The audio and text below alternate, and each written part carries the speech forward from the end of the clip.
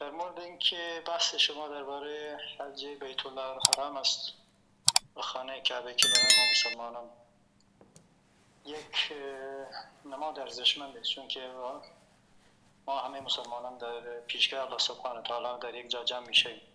بله. اونجاست که میتونیم توبه بکنیم، توبه نصوح، که الله سبحانه و تعالی ما را از گناهان پاک بکنه به لطف خودش. یعنی حج مقبولی که رسول الله صلی الله علیه و آله اشاره کردن بهترین بله. واقعا موقف است برای انسان مؤمن و الله ترس. ولی در این ایام حج یک روزی وجود داره به نام روز عرفه. بله. یعنی روز نهم ماه ذوالحجه. درست. ببینید استاد، تقریبا 40 و چند سال است که یکی از امامان جمعه‌ای که واقعا از طرف این حکومت گماشته شده، یا اگر گماشته هم نشده امروز واقعا در رکاب این رژیم جنایتکار است، 40 و چند سال از این روز مهم رو از مسلمانانی که پشت سرش نماز میخونن گم کرده. زیرا که میگه من نظر خودم رو دارم و باید ماه رو رعایت کنم. در قضیه ماه رمضان نیز این امر رو انجام ده. بله. اینو نیز در موسم حج است. من میخوام از تریبون شما به ایشون بگم آیا امسال که شما در کشور عربستان هستی و مهمان بیت الله الحرام هستی و حج بیت الله الحرام رو انجام میدی، آیا باز در موقف خود هستی که رؤیت ماه ذوالحجه رو ببینی و روز عید قربان، عید بزرگ قربان را با همه مسلمانان برگزار بکنی، یا روز عید قربان را با ولی امرت که علی خامنه‌ای جنایتکار رو انجام میدی؟ درست.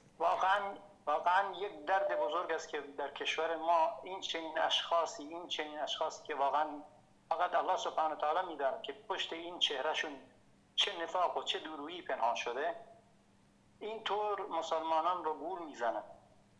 تنها این نیست آقای انصاری عزیز، ببینید در قضیه این تجاوز رژیم شیعیان به بندر اسمش فراموش کردم، بندر کوهی بود یا بندر اون اسمش فراموش کردم. شما یاد دارید چند وقت قبل رفتن تو مسجد بندر، خلاص اسمش فراموش کردم ببخشید. درست. یکی از بنادر جنوب ایرانه. درست. رفتن تو مسجدش ندای به اصطلاح فرج امام موهومشون رو صدا زدن و به مردم تجاوز کردن، یعنی در مسجد رو شکستن. همون امامی که میاد مکه و مدینه رو خراب میکنه. بله امام موهوم یعنی همین دجال. درست. ببینید این رژیم به واسطه نیروهای خودش این کار انجام میده. یکی از نیروهاش نیروهای انتظامی است، سپاه است، بسیج است، خلاص سربازان گمنام امام موهوم است. ولی همین امام جمعه برمیگرده در منبر رسول الله صلی الله علیه و آله میگه من خوشحالم از اینکه این رژیم جنایتکار تصمیم داره بنیاد نظامش رو مستحکم بکنه از طریق استخدام نیروهای بومی. درست. واقعا شما این حرف نفاق نمیدونید؟ یعنی من از شما میپرسم آیا این حرف نفاق نیست؟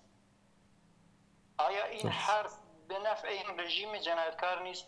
آیا واقعا من مسلمان نباید آرزو بکنم که تمام بدنه این رژیم فرو بریزه، یا اینکه مثل یعنی در لباس یک انسان مسلمان بر منبر رسول الله صلی الله علیه و سلم بیام به مردم بگم مردم من خیلی خوشحالم از اینکه این رژیم جنایتکار میاد نیروی بدنی استحکام خودش رو از شما بومیان انتخاب میکنه؟ این خدمت از این واقعا، یا اینکه این آب ریختن در آسیاب دشمن جنایتکاری که واقعا به خون ما مسلمانان تشنه است، همین رژیم جنایتکار حاکم بر ایران.